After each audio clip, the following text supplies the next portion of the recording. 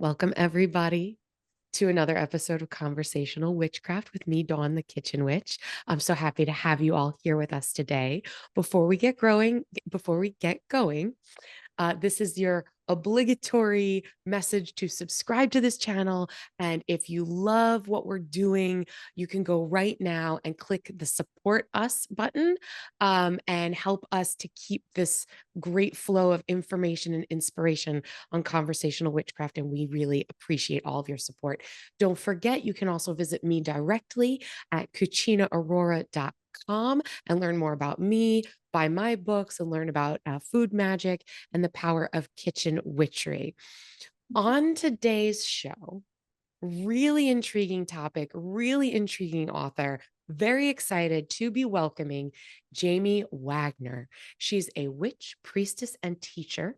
She co-founded The Way of the Weaver, a gender-inclusive program of magical inquiry, social justice, and community building.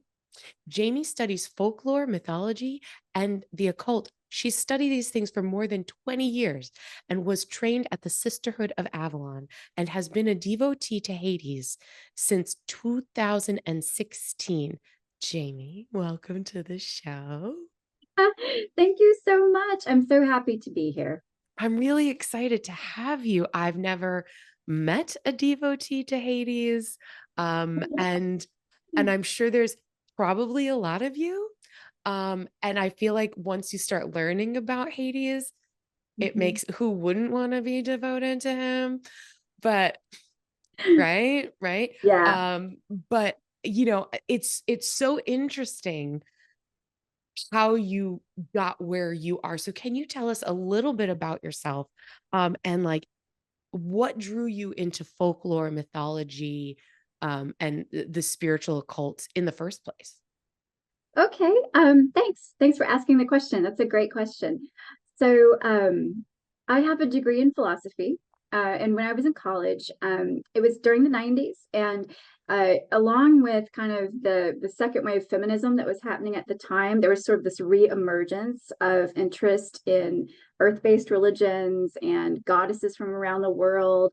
And so I actually did my senior thesis project on feminism and religion. And so I started studying like what was going on at the moment was there were folks like Clarissa Pinkola Estes and Carol P. Christ and Starhawk and others were really talking about this. And so I studied it academically, but in the midst of studying and researching about it, I sort of fell in love with the goddess myself. It And happens. yeah. And so that's what started my whole like path into paganism and esoteric magical types of study. And I think, I've been a storyteller my whole life, and I'm really fascinated by mythology and story. And I think that there's so much information encoded in stories Mm. about how to interact with the world in a magical way and how to interact with unseen beings. And so I really, being kind of a book nerd and someone that likes to research, that's always been something that really drives my practice. And, over the years, I've worked with, gods and goddesses from different pantheons. And now I'm primarily working with Hades. So that's kind of the falling in love with the goddess is what started it all. Wow. And it's funny because I kind of grew up at that same time and sort of found witchcraft in the late 90s. Similarly, like taking a class in college that challenged all my beliefs. That was, my very Catholic Italian Mm-hmm. upbringing. And then learning about, matriarchal societies and learning about goddess religions and going, oh, yeah, no, this feels right. This makes Yeah. sense, Yeah. and you're right in that in the late 90s, mid 90s, there was this sort of Mm-hmm. research. So we're seeing it now too, right? Mm-hmm. Like this I think so. Yeah. resurgence of girl power and feminine Mm-hmm. energy and inclusive energy, Mm-hmm. that I think is really important. It's just so interesting to see where all of us little 90s witches are now. That's true. That's true. Yeah, absolutely. And at that point in time, it's not as if this really, really dates me, but the internet was barely a thing. Barely a thing. you Barely a know, thing. so people don't probably remember what this is, but I think you'll probably know. There was a site called Witchbox, Oh my God, I loved which was Witchbox. which was kind of a hub. It was like the meetup of trying to find and connect with Yes. pagan witchy people in your community, which is actually how I found the Sisterhood of Avalon, which was a tradition that I belonged to for quite some time. But it was through Witchbox back in the day. So, it was, it's different. We didn't have Instagram. We didn't have like all the podcasts and all that kind of stuff. So, you did a lot of learning and studying on your own until you were able to connect with people. Witchbox was such a great thing for all those people that are listening that are young whippersnappers, or as I like to call them, witchlets. Our little Yeah. witchlets out there, right? It was like a meetup group almost, and you Uh-huh. would go on Yep. there and you would have like you could search by your town or your area, and you could find stores or events or meetups or a Mhm. bunch of Yep. witches that were going to sit in a coffee house together on Wednesday nights and just hang out. Yeah. It was a really cool thing, and I haven't thought about it in 100 years. I know it was a cool site, and I know that one of the people that ran it, their name was Wren, and I don't remember, like Wren is like the bird, Yep, WREN, yep. and I don't remember the name of the other person, but I think it was like a partnership, like two partners that did it, and like every day they would like post the news of like what was happening that was related, and it was really cool. It was really cool. It Yeah. was really cool. And to see like so many people of our generation now are those writing books about our Hmm. experiences, Hmm. and it all started in these teeny tiny little ways, these little tiny corners uh of the very beginning of the internet. Yeah. So it's so Yeah. cool. So you found the Sisters of Avalon through Witchfox, I did. Yes. and you started, was that kind of like the start of your journey there? Yeah, I mean, the Sisterhood of Avalon still exists. Yep. It's a Celtic women's mysteries tradition. It was founded by Jenna Talendrew, and it's Who still we going strong. love, Yeah, love, just love, love. worldwide. Great organization. It's based around sort of the mythos of Avalon and the mythology of the Mabinogion, the Welsh cycle of mythology. So, and they have a really strong way of sort of, training their members to a certain magical system and a certain ritual system, and, how to kind of walk as a priestess in the world, how to interact with these unseen ones, or other than human beings. And I learned a lot. I learned a lot through belonging to that organization. I belonged, I think, for about 15 years. But it was back in 2016, I think. I sort of fell into a relationship with Hades. So how do And we get from as we Celtic? we grow, we evolve, things Right. happen. And I still do actually practice with some of the deities from that tradition. I really love Caradwyn. Caradwyn is one of my patron goddesses, as well as Bronwyn and Ariane Rhodes, so I still have some connections there, but most of my work is with Hades in the underworld these days. Isn't it um amazing how we grow and we evolve, and our the deities we work with, the spirits we work with, the energies we work with, they change and grow with us. They are like friends that we, have when we need them, and those relationships change. And just like we change and outgrow relationships with other humans, we can change and outgrow our relationship with different deities, different spirit. Not saying that they're lesser than, but saying this no longer serves you. I've learned everything I can learn from this particular energy or this particular deity. Almost like changing a job, right? Right. You're maybe still doing the same kinds of activities, but you're doing it for a different company now. Right. Right. Or So something like that.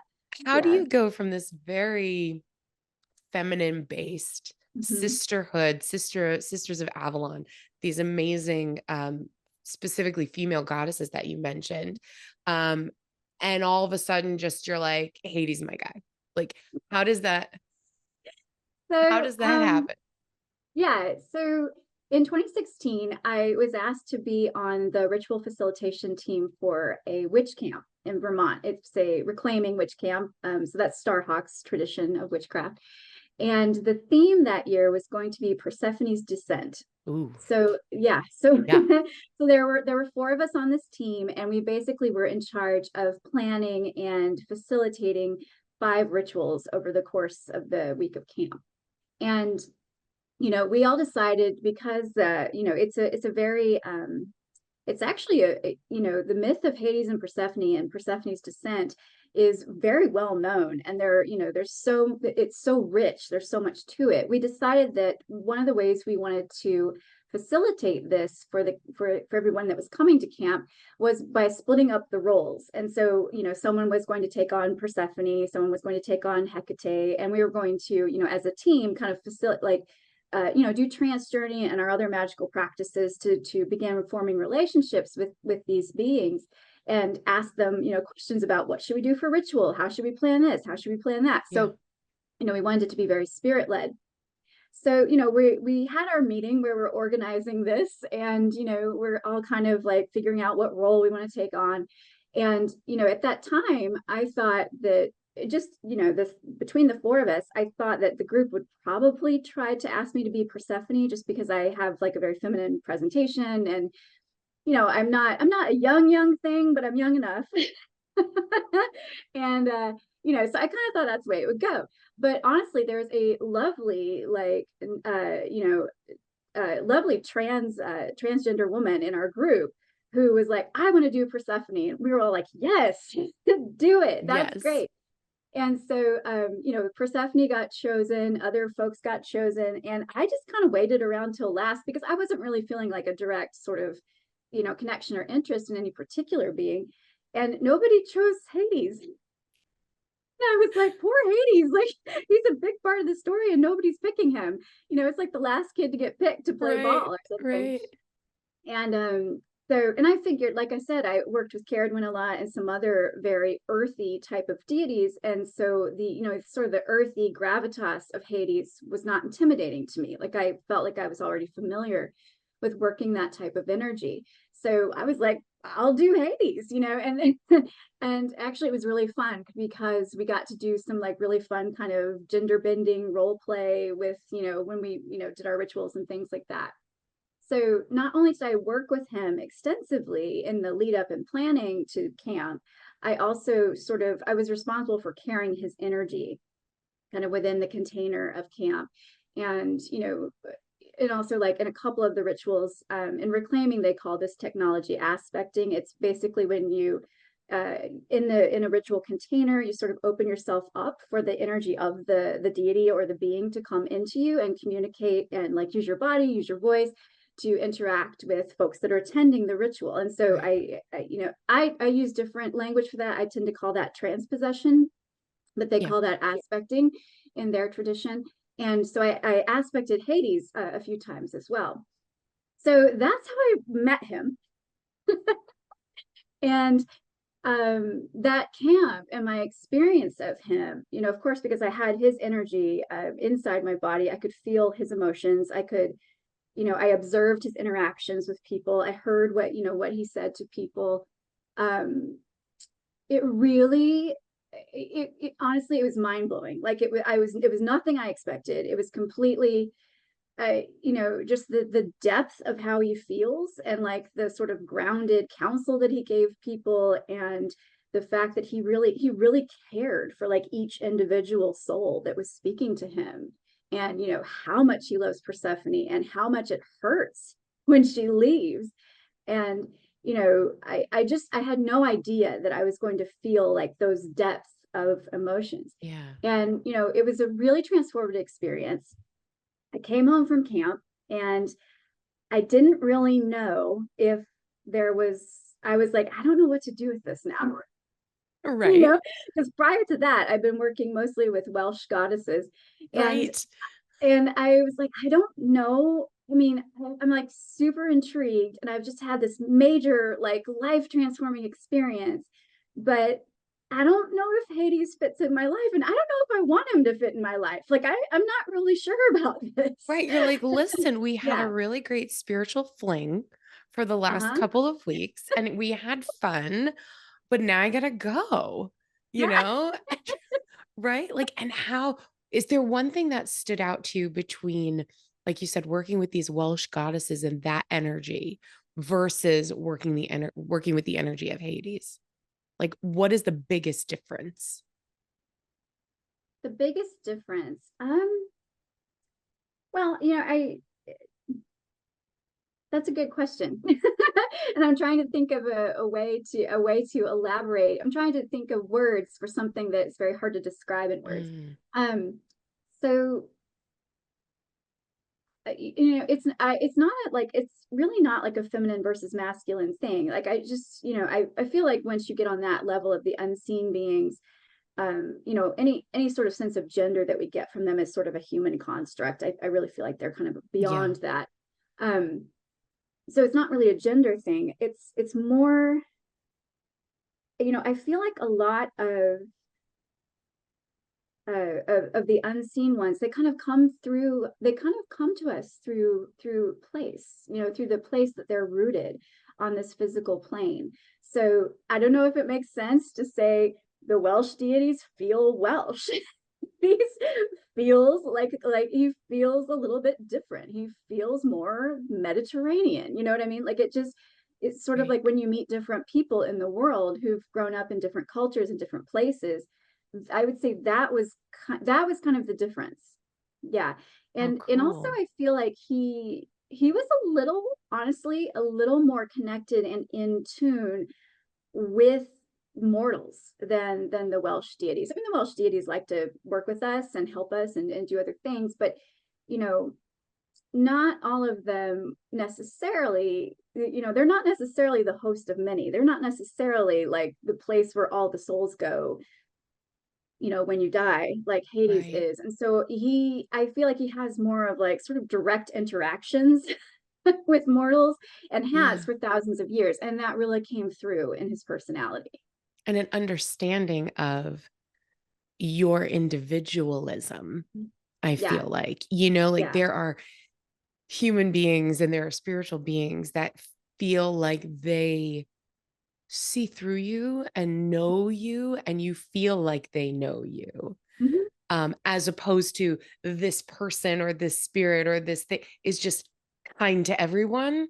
It's a general Mhm. kindness or a general loving or a general crappy or whatever it is, versus this targeted, I see you, I know you, I Mhm. understand you, I wish for you to have what you wish for, Yeah. share that Yeah. with me, even though I already know what you want. Mhm. Tell me and let me help you get it. Yeah. Individualism Yeah. almost feels like that feeling. Would I be right? Yeah, I think you're definitely right. He very much, I mean, I remember in my early trance journeys with him, one of the things that he said to me is, I remember I remember not only everyone's names from like their immediately previous life, I remember all their names, like back through time. And I was, to me, I was like floored. I'd never thought about it that way, because in my own personal belief system, and in the ancient Greek belief system, there is transmigration of the soul. So we choose to be reborn again, until we reach a certain state.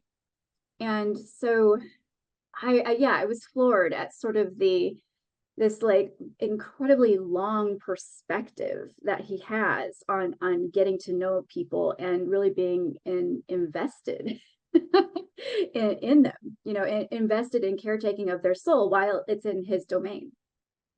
So, is there obviously your depth of knowledge in working with this God is enormous.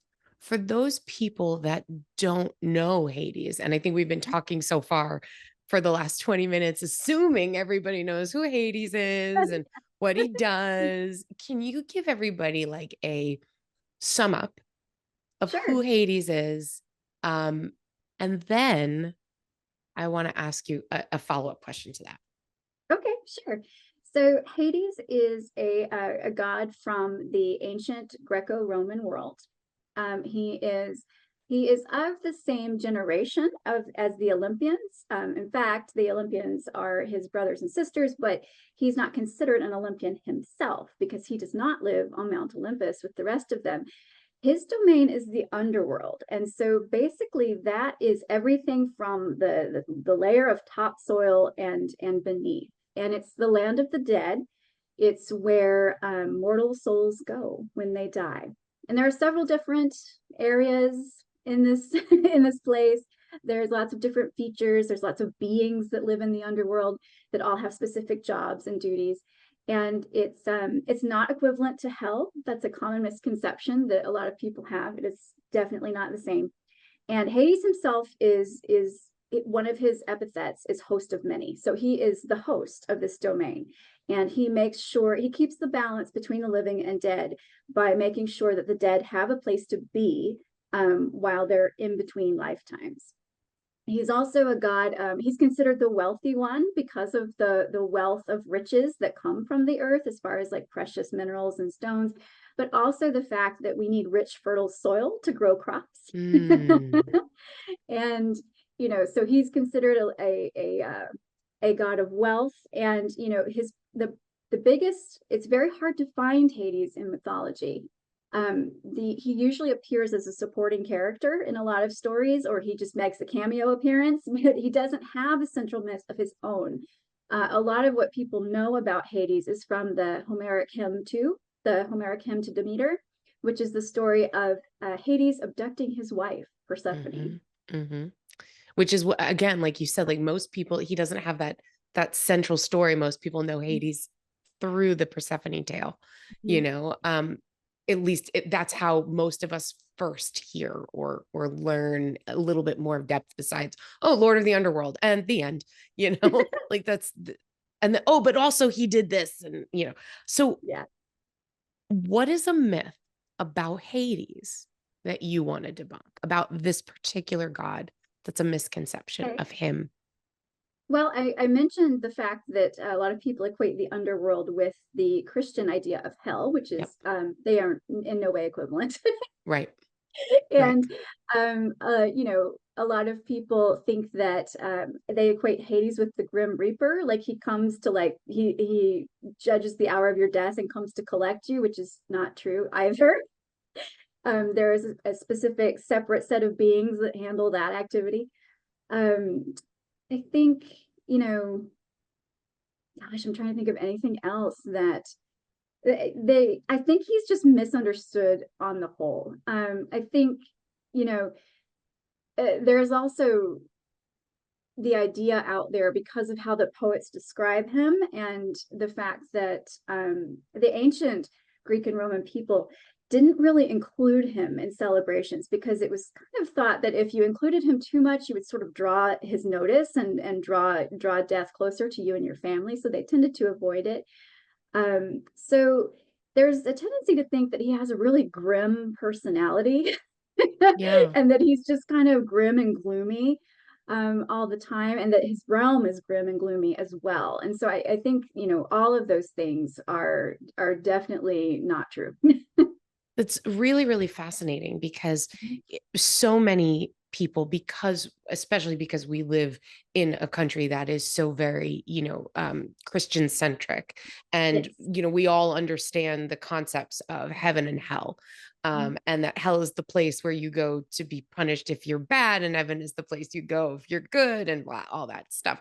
And that the misconception of the underworld and Hades being the devil and hell, right? But what you're teaching and what you're bringing to light for so many people is that place where the dead go, whether you're good or bad or indifferent or whatever. This is your place to rest before you reincarnate. Yes, Right? that is correct. Yeah. Right. So it's not good or bad. And so the person who's, domain you're in, if you're a guest in someone's house, whether you're a good guest or a bad guest, this is still the person who is holding space for you, providing you comfort until you move on in your journey. And That's I absolutely correct. definitely don't think people would think about Hades that way. And I think to be that person, you have to have a loving nature, a Mhm. caring nature, because your job is to make people comfortable, Mhm. right? Yeah, I wouldn't say Hades is a teddy bear. That's probably going a little too far. Sure. But yeah, but he's definitely even even Socrates described Hades as drawing people to him by the nature of his personality, because he's very magnetic. He's a very stabilizing force. He's known to be very fair and just, so you can always kind of count on the fact that he is going to be fair and just with you. So yeah, I think I think it takes somebody who is really grounded like that to sort of anchor the place of the dead. Mm-hmm. Yeah, and like when you start thinking about it, go, that sounds pretty great. Like, why Yeah. wouldn't I want to go and hang out with Hades for a little while? Why would I not want to do that? Why would I Yeah. not want to do that? And there's also, you talk about in your book, and we're going to bring that up, right? Usually I wait until after the break to talk about books, but you have this beautiful new book out from Llewellyn called Hades, Myth, Magic, and Modern Devotion. Um, and it's, first of all, the book itself is beautiful and it's really interesting. Like, you've Oh, got a thank you. lot of mythology, you've got a lot of like fact-based stuff, which I think is really cool. But one of the things that I thought was really, really cool is that every chapter starts with like in Hades' own words. Yes. Hmm. Tell us about that. Well, I think that so I do actually teach classes also. I teach classes in magic, and one of the things I think is so important is to go directly to the source of things, right? So when I was getting to know Hades, I would go and I would ask him to retell stories in his own words and to tell them in a way that they will be impactful for audiences today, for who might be listening today, right? Mm-hmm. And so trance journey has always been a huge part of my magical practice. And those everything that starts those chapters, those Hades speaks portions, those are products of going into trance journey, talking with him about what the chapter is about, asking him about the specific myth that's covered in the chapter, and asking him to retell it to me in his words, and then just kind of transcribing that when I once my trance journey was complete. So and I think it's really important for people to be able to like hear his unique voice coming through. And it's really interesting because you've probably read sections of the book. You can tell when it's him talking versus me talking. Like we speak differently. For So sure.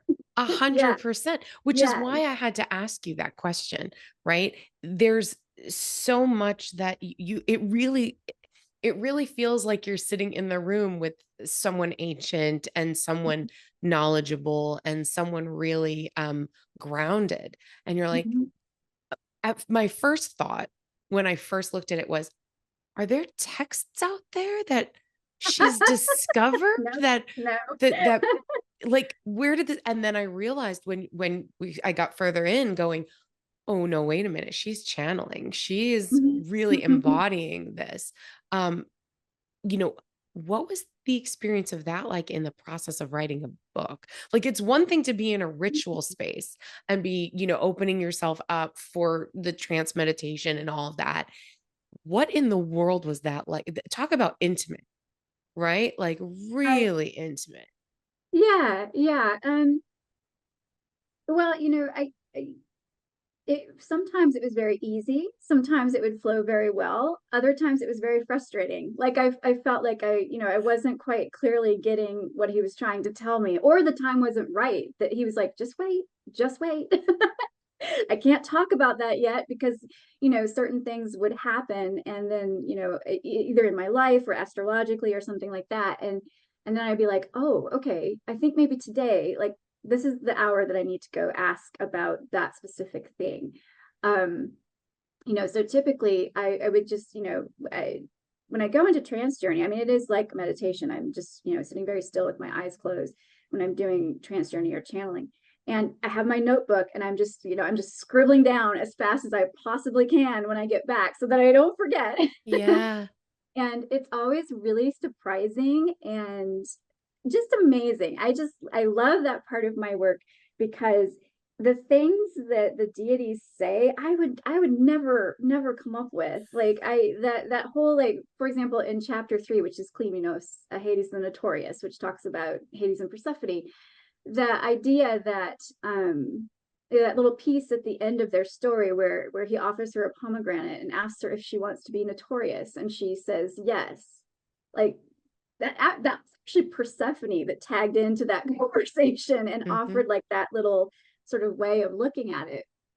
Um, so and for me, like as someone that does a lot of trance journey, I, that's kind of how that's almost like a signal that you are accessing something outside of yourself when you get, when you get information or get feedback or get a story that is not in any way like you would word it yourself or provides like new understanding. It's like Mm. almost like a non sequitur. It's like some kind of Yeah. anomaly. Yeah. um yeah. And I feel that, I feel like there's a lot of things going on in the world. We have ongoing pandemics, we have war in different regions of the world, we have climate chaos going on, so many things. So many pieces of our culture are dying and others are trying to emerge. And I feel like the time is really right for Hades. And I feel like he's really stepping forward and he's like, I have something to offer at this time. And I want people to clearly understand who I am. So I think, that's probably one of the biggest reasons that, he helped me write this book. Yeah, it's really amazing. Can you tell us a little bit about how your own personal practices and your own personal life, whether it is relationships, job related, any of that, has changed or been impacted by your relatively recent relationship with Hades? Yeah. So um it is a bit interesting when I get into like more than surface conversations with people. Hades generally scares people sometimes. Yeah, for sure. Because we talked about that sort of sometimes like sort of a Christian overlay to the myth, or they people, it's natural to be afraid of death. It's natural. There's nothing wrong with being afraid of it.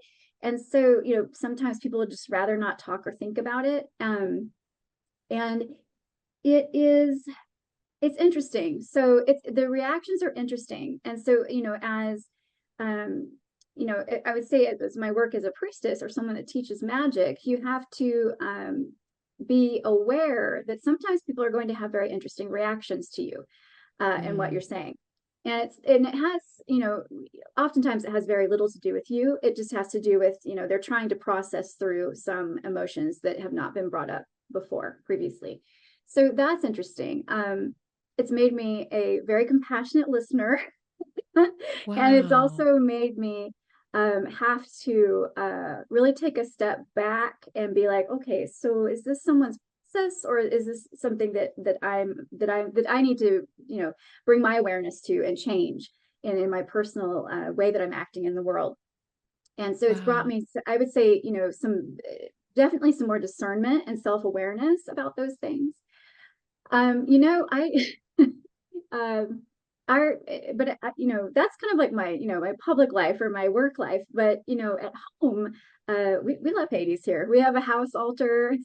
I mean, it's right across from our front door. Everybody that comes into our house sees it. Yeah. It's really interesting. Another one of his epithets, or epithet is like a fancy word for a nickname. One of his other nicknames is the Unseen One. And so I almost feel like when, I feel like he kind of is looking out for me a little bit. And when it's more to my advantage for that part of my life to be sort of unseen, he Mm. fades into the background. And almost as if he had put on his, helm of invisibility that he has. People just kind of don't see it. Well, then he's doing it wrong Which, because you wrote this book and it's big and beautiful. And this is not unseen. This is right out in yeah, everybody's I in it'll everybody's be very world. I mean, I've been talking, my husband and I talk about like what's going to happen when, when the book is out there It's in the world. available. Yeah. Yeah. And I was like, oh my goodness, what if I get people that, think that I wrote this big book about the devil and they like come on Amazon and give me give me like A hundred scathing percent. reviews. A hundred And percent. and my husband, he's like, well, honestly, if you don't get one or two of those, did you even do it right? Yes. Like is Yes. anybody even like seeing the book? Yes. And so you have to kind of readjust your thinking a little bit. Yeah. If you're gonna hang with like one of the, biggest misfits of mythology, Right. you know, you have to kind of think about that. But I will say, Hades he takes very good care of me and my family and my house. And I feel very much, I feel his presence looking out for me and making sure that I have all the things that I need and the support that I need to do my work. And it's kind of one of those things like um when something becomes obviously meaningful and important, you just follow it. You just follow it, and I really feel that way about Hades and what he has to offer in my relationship with him. That's so wonderful. And on that note, I want to take a quick break. I have a bunch of more questions to ask you about the book, and then also want to get into a little bit about your organization, the Way of the Weaver. So don't go anywhere. We'll be right back with the amazing Jamie Waggoner. We'll be right back. Welcome back to Conversational Witchcraft. Today we are chatting all about Hades with Jamie Waggoner, who's just written this fabulous book called Hades, Myth, Magic, and Modern Devotion, out through Llewellyn right now. Actually, it's available right now. So, Jamie, tell us, was there something that you learned in the process of writing this book, something that came to the surface that surprised you? Oh, okay. Things that surprised me. I, there's in the process of writing. So, there tends to be like two kinds of writers, right? They're the writers that outline and plan everything. And then there are the other writers. If you've ever participated in National Novel Writing Month or anything like that, the other writers are called pantsers, and it's because they fly by the seat of their pants. They just That's jump in. that's me. Yeah. Yeah. So I'm actually a planner and outliner. I mean, I'm a Capricorn sun. I really like structure and plans. Yeah. So, when I pitched Hades, I had a very detailed outline, and it completely changed at the time the book was written. Right. And it was because I was constantly surprised to find Hades in the historical record. You really have to dig outside of the myth of Hades and Persephone. You have to look at plays, you have to look at philosophy, you have to look at artwork, you have to look at statuary, you have to look at places in the landscape, because he is there, but he's a little bit more difficult to find. And so I think my research just constantly surprised me, to be honest with you. Um, you know, that, number one, that I was able to find him. Right. And when I found him, there were also a number of correspondences that I was able to associate with him, because that was one of the difficulties I first had with him, back when I was doing all those rituals for camp and things like that.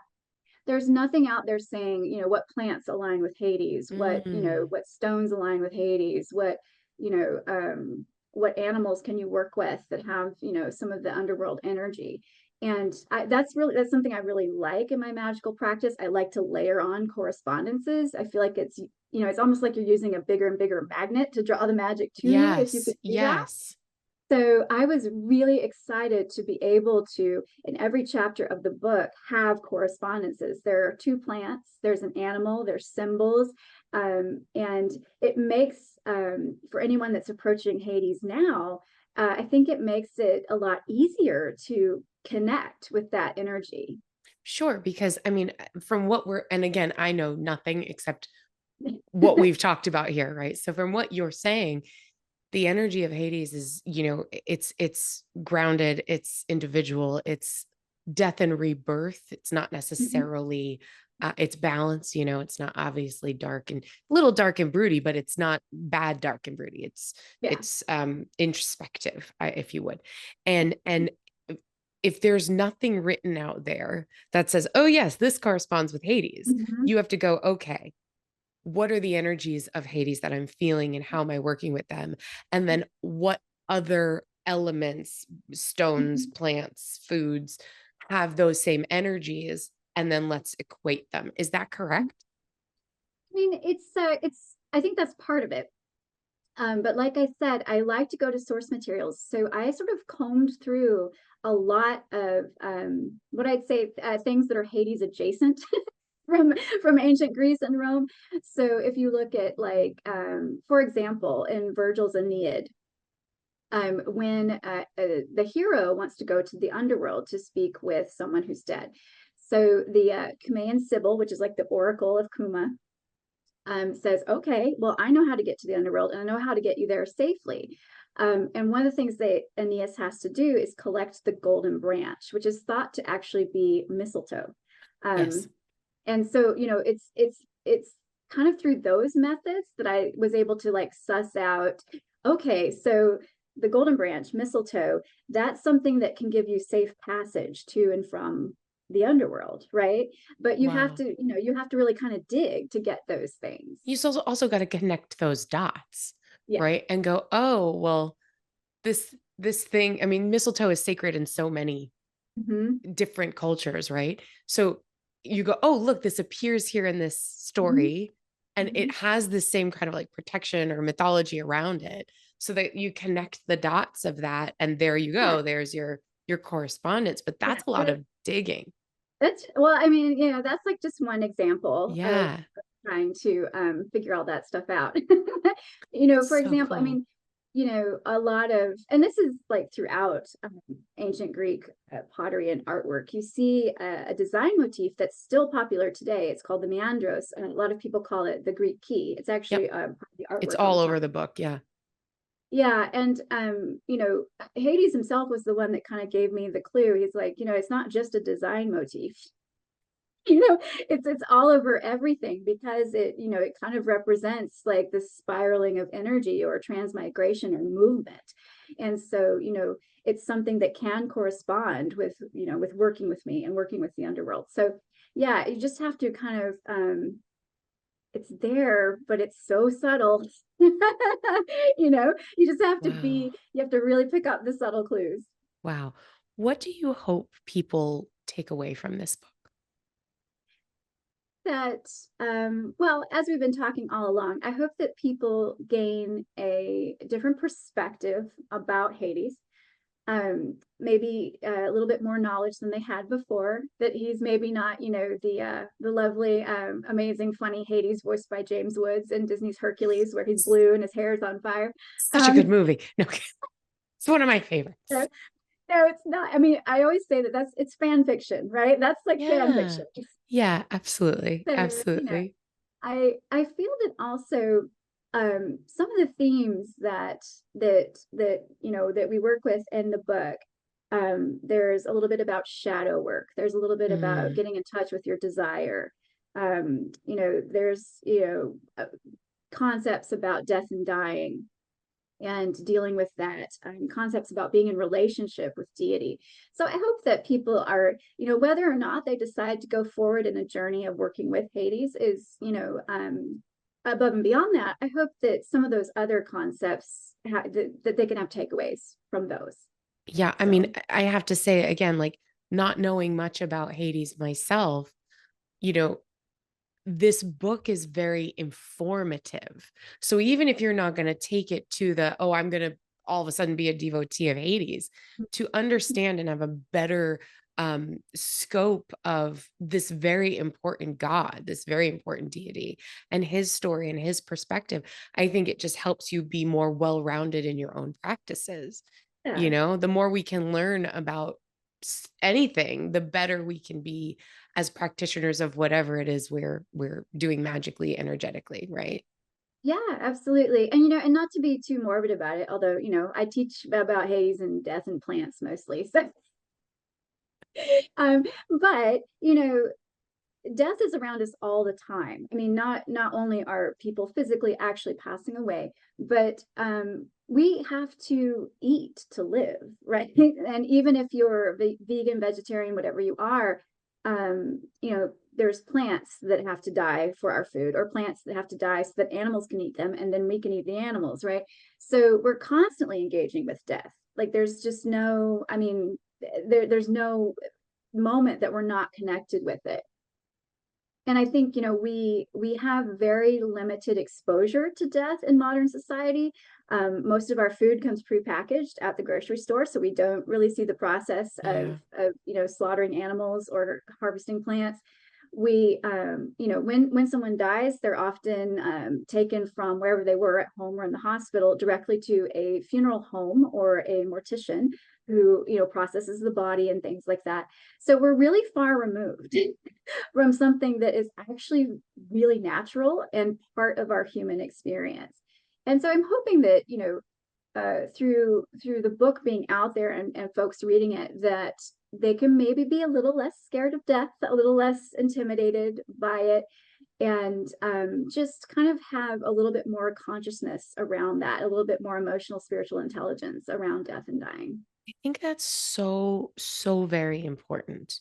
Um, you know, some of us have, you know, okay, I'll just share this with you. I was in the room holding my father's hand when he passed away. And it was Mm-hmm. at once one of the hardest things I've ever done and one of the most beautiful things that I've ever done. You know, when life is at its beginning, we all rally and we all want to, you know, be part of that.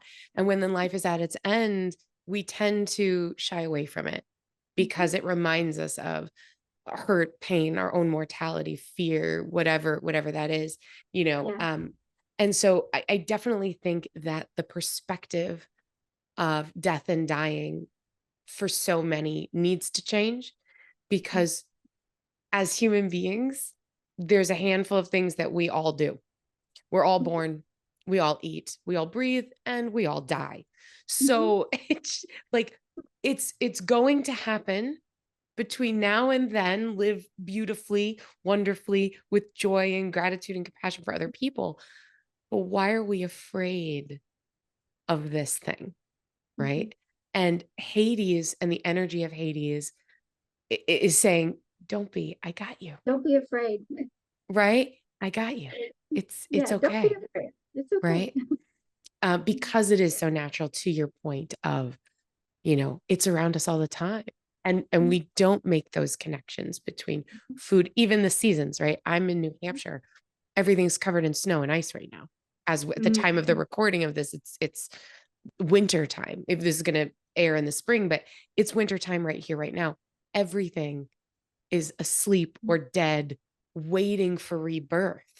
And those Yep. cycles are what is so important to us, right? Mm-hmm. And I just think that Hades embodies that so perfectly, and especially in this book, that teaching of that different perspective is really, really interesting. Oh, thank you. Thank you, so cool. Yeah, and that, thank you for telling me the story about your father. Those are always really special moments. I've Yeah, been at a number of deathside vigils like that, and there is something incredibly intimate and special at being at that moment in time with someone. I So I yeah. agree, I agree, and I'm such a nerd. I shouldn't say that I'm a Harry Potter nerd, but I am. Please, people, don't yell at me. I don't think J.K. Rowling is a good person anymore, but I do love Harry Potter. And there's that thing about, you know, only people that have witnessed death can see these particular beings. Oh There's a yes, yeah. the Thestrals, right? And I never really like understood the meaning behind that, or for myself, and going, only people that have been in that room when Mm-hmm. someone is passing, only people that have witnessed this have this understanding of the peace, the beauty, the passage, the gift of death, Mm-hmm. especially Mm-hmm. to someone who is suffering, you know. Right. um Mm-hmm. and again, Mm-hmm. I think Hades is a deity that helps one to see those things. Yeah, I mean, it's not death takes a lot of forms. So it's not Mm-hmm. like Hades isn't going to be a catch-all for feelings that come up when because there's a lot of death going on around the world that is not peaceful and not quiet. Absolutely. But I Absolutely. think but I think he can, like we said, help provide some grounding even when we're experiencing strong emotions around that. Yeah, So absolutely. Um, so tell us, we've talked a lot and we don't have a lot of time left. So tell us a little bit about where we can buy your book, okay. Beautiful Hades, Yeah. and So following you online. yeah, so Hades is available. You can order it from llewellyn.com.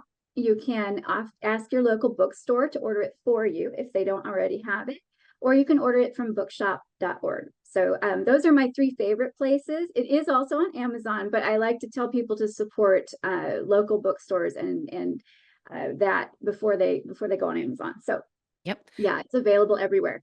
And how do we And follow you online? well, I have a website. It's jamiewaggoner.com. And if you sign up for my email newsletter, you'll know when I have new classes and events coming up, if I have publications coming out. And I send out like probably once a month newsletters. They're fun, they're friendly. So, Excellent. come and join my newsletter list. Also, I'm on social media at JM Waggoner. That's on Instagram and Facebook. So you can find me there as well. Excellent. And we'll put all of your information on the show notes so everyone can go and click and find and follow and, buy the book at your local bookstore or metaphysical shop. Just go in and ask for it. And if they don't have it, they can order it for you. Jamie, one last question. And I ask this to everybody who comes on the show, and it has nothing to do with Hades. Okay. Okay. So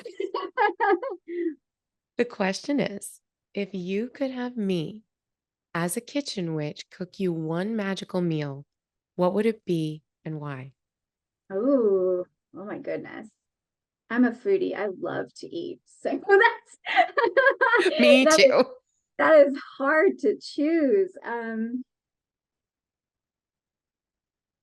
You know what I would so my husband is a very good cook. So I eat very well. I'm very lucky. But one thing that he does not make that I absolutely adore is like a caramel budino dessert. It's like an Italian dessert pudding, like a thick creamy pudding.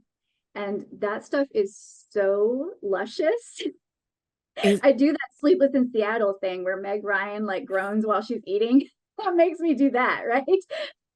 and he doesn't make it for you. So I would have Yeah, to, he's tried. He's yeah. tried. Like poor thing, he has tried, but he can't for some reason it just does not work for him. So he can't get the consistency Do right. you want it salted or just Yeah. straight Oh sweet my gosh, caramel totally salted. with a Yeah. little flake salt on Yeah, you gotta top? have sweet and salty. Yeah, Yes. for sure. Oh, that I sounds think amazing. because, one of the things we say in the book is, people have heard the phrase memento mori, which means remember you will die.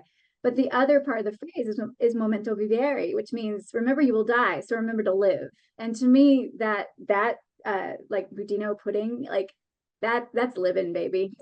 That's That is living. so delicious. That is living. Well, what's the point if you can't enjoy life? You know what I mean? Like Yeah.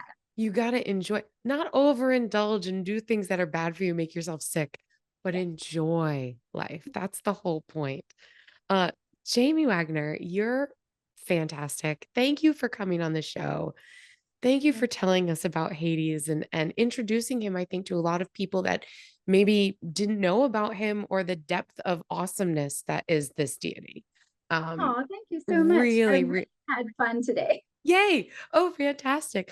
Well, thank you again for being here. Everybody go buy the book and follow, like, and share and find Jamie Wagner all over online. And until next time, everyone, please make sure that you like and subscribe to this channel. Remember, you can support us here by clicking support us so we can get more fabulous inspiration and conversational witchcraft. And until next time, everyone, I wish you so many blessings and so much gratitude.